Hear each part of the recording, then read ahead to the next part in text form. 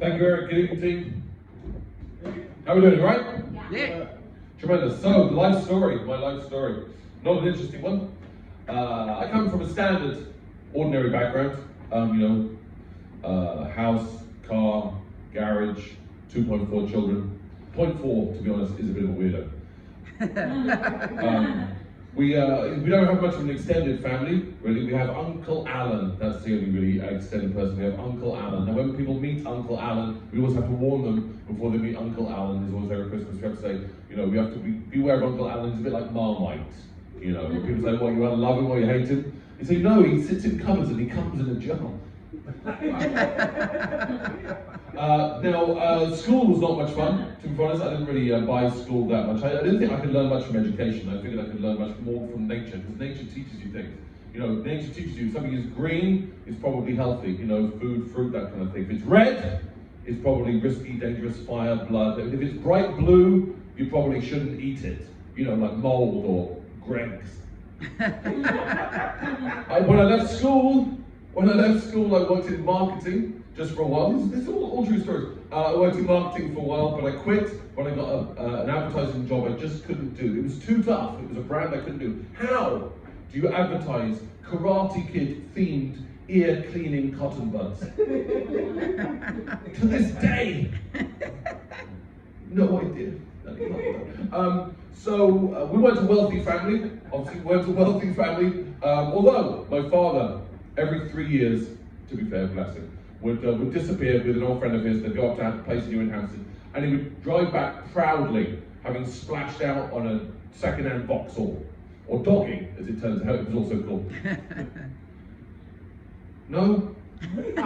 Splashed out on a No, it's all right. It's fine. No, that one takes a while.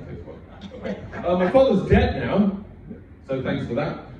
Horrible thing. Testicular cancer took my father, I'm sorry to say. It was a big surprise to him, big surprise to everyone.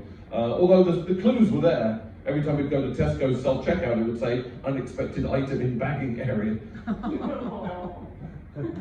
Which does remind me, that must be why my mother sent me that leaflet. She sent me a leaflet about doing a self-prostate exam. I knew she'd sent me that leaflet, I just couldn't put my finger on it. Why she did that. I was married for a while. My wedding day, very, very happy day. That was the day my wife chose to replace her Botox injections with grease-proof Teflon injections. Honestly, you couldn't make it up. That's going off as well.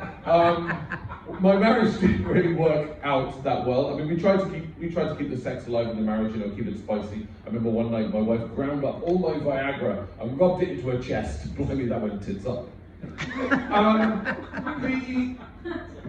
But the trouble was with our marriage was we were that generation who discovered phones. So we used to sit on, that's all we did for our entire marriage, we just sat on the couch playing on our phones. Because that was new to us, the phones and games and stuff.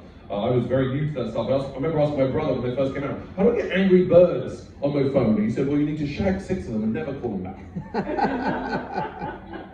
Yeah, so I have a job now. Obviously, I'm now that age, I work in an office. It's a very dull office, as most offices are. It's just full of teenagers doing their first job. It's the kind of office where the microwave ovens in the canteen have stickers on them that say, please leave this microwave as you would wish to find it, So I always pop in 2 grams of Coke and a copy of Razzle.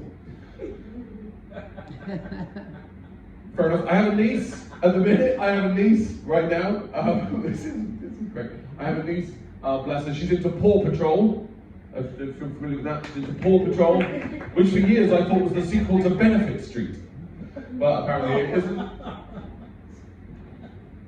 But now, so my girlfriend, I have a girlfriend now. So now we both sit at home, coping with the modern world. We haven't allowed it to change as much what's happened in the last few years. I still go for long walks in the evening by the river while she takes a nice long bubble bath. We have that worked out. Of course, it took me 6 months of COVID to realize a bubble bath was just her getting soapy and wet with 6 of our neighbors. Come on.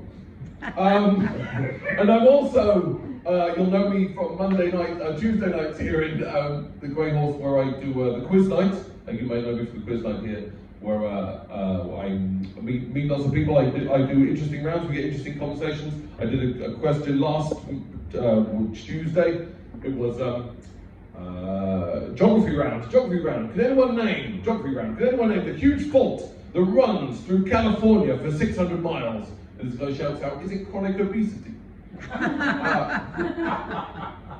But I do, so that's it, that's my entire life. I do still speak to my mother as often as I can, mostly at Christmas. And I spoke to her last Christmas and I said, "How you doing, Mum?" She said, "Fine, I've been watching a documentary about ISIS." I said, "Oh yes." She said, "Oh, they've got some good ideas." I said, "Really, are you sure?" She said, "Yes, I mean, it's very modern and it's new and it's not for everyone.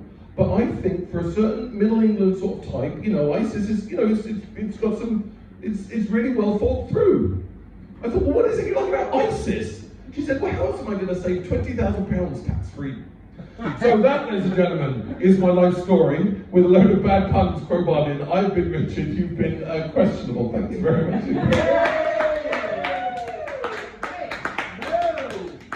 Richard! Yeah, you did.